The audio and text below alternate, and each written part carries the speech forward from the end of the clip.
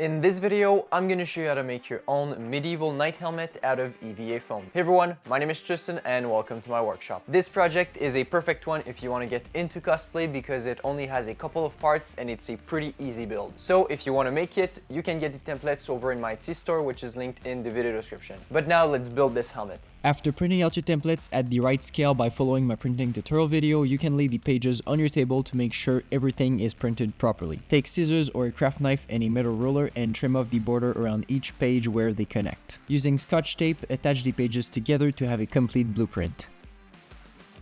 To cut out each template part, I like to use a craft knife, but of course, you could use scissors. Take your time to make accurate cuts. Now take out some craft foam. I like to use 8mm foam for helmet builds. Using sewing pins, pin your templates in place and then trace around each of them using a Sharpie. Some parts have registration marks, which you also need to transfer on the foam. Once you're done with that, you can remove the template parts and extend the marks into the parts. Some parts also have dotted lines which indicate an inward angle cut. Make sure you also transfer those on your templates.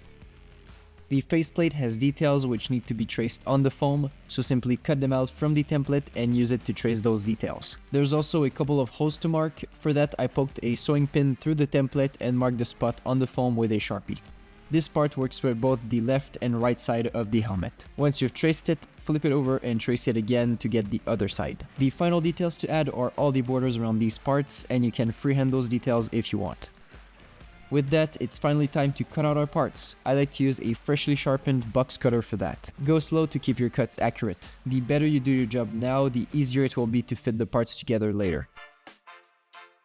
These two parts have dotted lines on one edge, which means they need inward angle cuts. To make such a cut, simply angle your blade towards the part at a 45-degree angle. You might need to practice this technique on a scrap piece of foam if it's your first time doing this. You should end up with something like this. And here are all of the helmet parts cut out. There are some details we need to add before assembling everything, starting with the cheek details. You can score those details to make them visible. If you've never done that, scoring is when you cut into the foam but not all the way. Then you can heat it up with a heat gun to open the cuts you made. There needs to be a circle at each end of the lines, so I made those from 2mm foam using a leather hole punch. Just a drop of super glue is enough to secure them in place. And that looks great.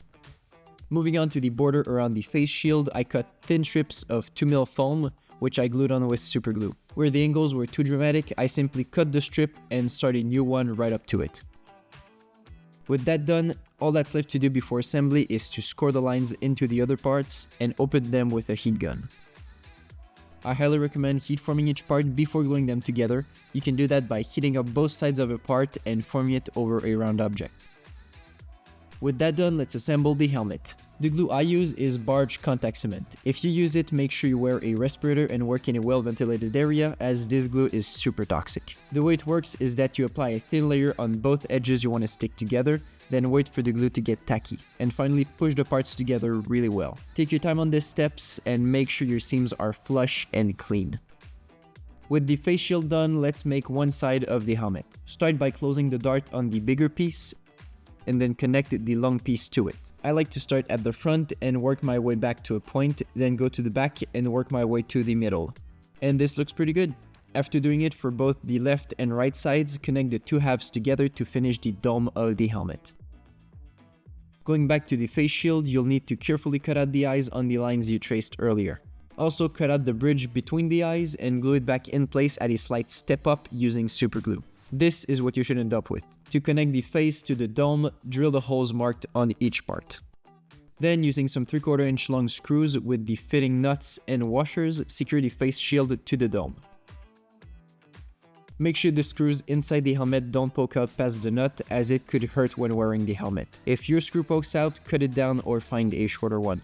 With the helmet assembled, it's time to clean up the seams and details, and for that you can use a rotary tool. I also used the rotary tool to add gashes and imperfections to the helmet to make it look like it has seen some battles. You can also make marks with your craft knife and open them up with your heat gun. Going over the helmet with the heat gun will also seal the surface so it takes paint better. I'm really happy with the assembled helmet. I think the shape is really nice and the battle damage gives it a lot of character. Of course, the coolest part is the face shield that opens. To properly seal the helmet, my product of choice is Mod Podge. You can apply it with a cheap chip brush. For this helmet, I stippled the Mod Podge after covering an area to give a bit more texture to the helmet. You can add as many coats as you want, but if you heat sealed your foam, 1 or 2 coats should be enough. My base coat for the paint job is a flat black spray paint from Rust-Oleum. I applied 1 thin coat and it was good enough to get good coverage. The main color for the helmet is this silver acrylic paint, which you can get at the dollar store. The trick is to only put a little bit of paint on your brush and remove most of it and dry brush the helmet. This will leave the low spots and crevices black. As for weathering, I like to use brown oil paint. Apply it in the low spots and remove the excess with a paper towel. The final layer of weathering is raw sienna acrylic paint mixed with water. I applied it in strategic areas on the helmet and dabbed away the excess to simulate rust spots. Finally, to seal in my work, I sprayed a very light layer of satin clear coat over the helmet. With that done, you should have your own EVA foam night helmet.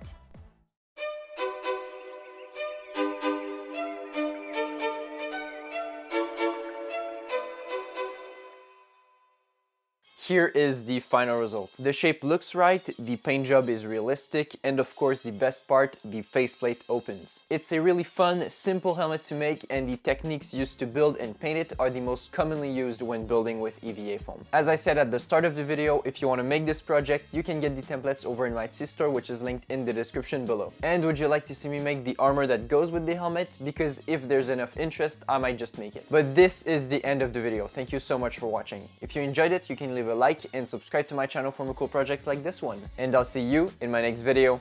Bye.